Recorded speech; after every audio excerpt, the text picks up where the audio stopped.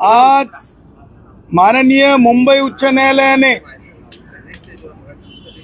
भारताच्या संविधानिक अधिकार आर्टिकल 226 ह्या सबबीखाली criminal writ petition public interest litigation Jayashree Patil आणि मी जी दाखल केली होती, प्रदीर्घ सुनावणीनंतर सगळ्या गोष्टींच्या बाबी स्पष्टता पाहून, फॅक्ट पाहून, कायदेशीर तरतुदी पाहून आज बंद जो असतो तो असंविधानिक असतो, बंद करता येत नाही, राजकीय पक्षांना करता येत नाही, संघटनांना करता येत नाही। पूर्णतः तक्रारीमध्ये स्पष्ट लिहिलेलं होतं, स्पष्ट तक्रार लक्षात आणून देण्यात आलेली होती। त्याचबरोबर बंदमुळे लहान छोटी जी मुलं बालकं आहेत त्यांच्या शाळेपासून ते अंगणवाडी मधल्या मिळणाऱ्या खाऊपासून ते कबाड कष्ट करणाऱ्या दिहाडी मजुरापर्यंत, दिहाडी मजुरापासून ते टॅक्सी ड्रायव्हर भाऊ जो आमचा टॅक्सी चालवतो त्याच्या टॅक्सीचं फोडली जाऊ शकते, या सगळ्या गोष्टींपर्यंत प्रत्येक गोष्टीला अत्यंत सूक्ष्मपणे न्यायालयासमोर ठेवलं आणि माननीय न्यायालयाने भारतीय संविधानाच्या अखत्यारीत आज जो निर्णय दिलेला आहे आणि त्या निर्णयाच्या आधारे बंद करता येणार नाही, बंद पुकारणं हे बेकायदेशीर आहे असं म्हणत बंद पुकारणाऱ्या सगळ्या ज्या काही संघटना आहेत त्या संघटनांना नोटीस बजावलेली आहे। 9 ऑक्टोबर पर्यंत कोणत्याही राजकीय पक्षाला बंदी करण्यास सुरुवात केली। बीजी देशमुख या प्रकरणाचा सातत्याने उल्लेख न्यायमूर्तींनी आपल्या आदेशातही केलाय, काय सांगाल? एक लक्षात घ्या, सन्माननीय मुंबई उच्च न्यायालयाची जी जजमेंट आहे ती जजमेंट मी वाचून दाखवली। पॅरेग्राफ 30 आणि पॅरेग्राफ 31 बीजी देशमुखांची प्रिसाइसली म्हणून ओळखली जाणारी ती जजमेंट आहे। त्या जजमेंटवर आम्ही रिलाय केलं। मी वाचून दाखवताना माननीय उच्च न्यायालयाला प्रत्येक पॅरेग्राफच्या बाबतीमध्ये आम्ही ज्यावेळेस वाचत होतो ते लक्षात येत होतं की ही कशा प्रकारची रचना ह्यापूर्वीच अशा प्रकारच्या बेकायदेशीर बंदच्या बाबतीत आहे। त्याच्यामध्ये वेगवेगळ्या तरतुदी आहेत। 149 ची नोटीस कधी द्यायची, आरोपी जर ऐकत नसेल तर अटक कशी करायची, त्याचबरोबर कशा प्रकारे ह्या सगळ्या गोष्टींना पायाबंद करायचा, बंद बेकायदेशीर ठरवल्या गेल्याच्या कारणाने, आणि म्हणून त्या निर्णयाला पुन्हा एकदा अधोरेखित माननीय उच्च न्यायालयाने केलेला आहे।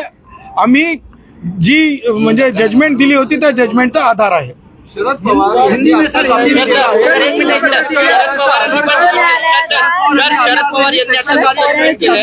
आदर करतो संविधानाचा आणि बंद जो पुकारला होता तो मागे घेण्याचं त्यांनी आवाहन केलंय। नाही, मला शरद पवारांना प्रतिप्रश्न आहे।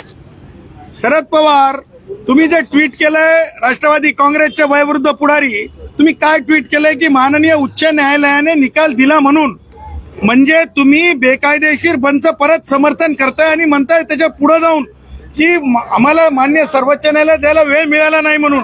त्याच्यामुळे हे लबाड गोष्टी आहेत। हे माननीय म्हणजे सर्वोच्च न्यायालयाचे निर्देश आणि भारतीय संविधानाची शक्ती आहे। आज शरद पवारांना त्याच्या पुढे जाता आलं नाही।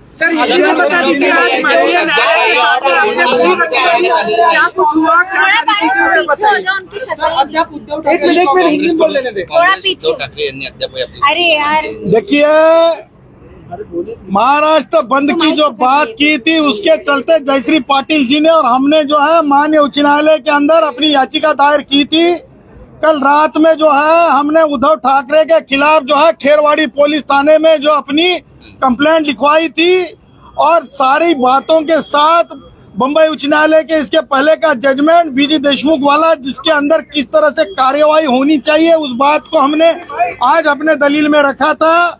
उसी के साथ हमने बच्चों के दूध से लेके जो कष्टकरी है, जो टैक्सी चलाते हैं, रिक्शा चलाते हैं, उनको किस तरह से परेशानी भोगनी पड़ती है, बच्चों को स्कूल से जाने से रोका जा सकता है, ये सारे बातों को हमने रखने पर माननीय उच्च न्यायालय ने दलीलों को ध्यान में रखते हुए जो है उद्धव ठाकरे हो, शरद पवार हो, उनके साथी हो, सारों के जो बंद को जो है गैर कानून करार दिया है और उसी के साथ इस तरह का बंद नहीं किया जाएगा कहा है और सारों को नोटिस दी है और उन्हें कहा है कि आप आने वाले जो तारीख दी है 9 तारीख, वो तारीख को हाजिर हो। सर, शरद पवार साहब ने भी ट्वीट करके आह्वान किया है कि जो बंद है वो ना बुलाया जाए, क्या कहेंगे आप उस पर? अरे भैया, ये बात है ना, जब तक माननीय उच्च न्यायालय में आए नहीं, जब तक तो उनके दिमाग की खिड़की खुली नहीं।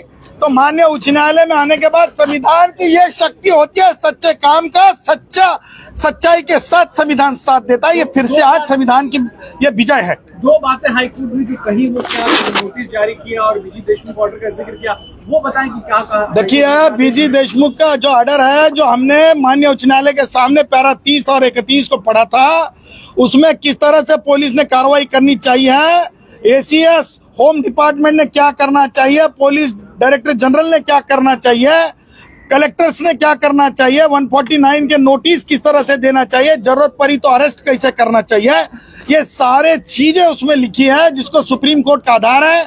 और बीजी देशमुख की जजमेंट सुप्रीम कोर्ट में गई थी, उसमें सुप्रीम कोर्ट ने डिसमिस की थी। और ये दलील की मध्य बात थी, उसी के साथ बच्चों से लेके तस्करियों तक की बात थी।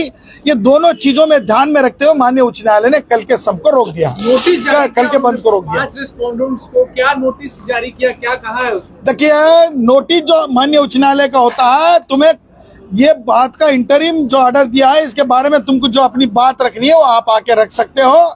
आने वाले 9 तारीख को वो चीज के लिए रखा। कल अगर कोर्ट ऑफ कंटेम्प्ट होता है तो उसके खिलाफ आपका क्या एक्शन है? अरे भैया, देखिए, अभी एक तो बैट्समैन जो तुम सुना रहे थे, वो तो बैट्समैन तो अभी क्रीज के ऊपर है नहीं, देखते हैं।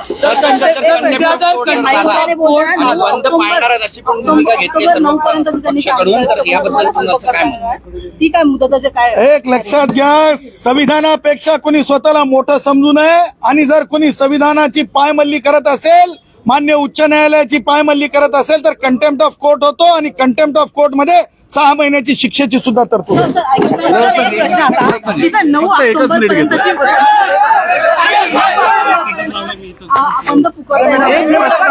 फक्त की म्हणजे जेव्हाही कधी नोटीसला त्या दिवशी ते हजर होतील। जेव्हाही कधी अशा प्रकारची केस समोर येते, तर त्यावेळेस तुम्हीच तिथे समोर येतात असं म्हटलं जातं। काय नेमकं? शुद्ध हिंदू राष्ट्रातल्या नागरिकाला तो भारतीय संविधानाने, भारतरत्न डॉक्टर बाबासाहेब आंबेडकरांनी दिलेला तो अधिकार आहे, आणि त्या अधिकार म्हणजे आपण मान्य न्यायालयात केलं पाहिजे। मान्य, पण या सगळ्या विषयामध्ये सगळ्या राजकीय पक्षांचे, विरोधकांची आरोप असतात की गुणरत्न सदावर्तेच का? ते राजकीय धंदे करत बसू देत। मला माझं संविधानिक प्रेम आहे, मी संविधानासोबत जगतो। तुम्हाला अजून एक विचारायचं आहे की संविधानासोबत तुम्ही जगतात, संविधानाचा आदर करतात, छोट संविधान समजलं, संविधानासोबत भूमिका मांडण्यासाठी येऊ शकतो। धन्यवाद।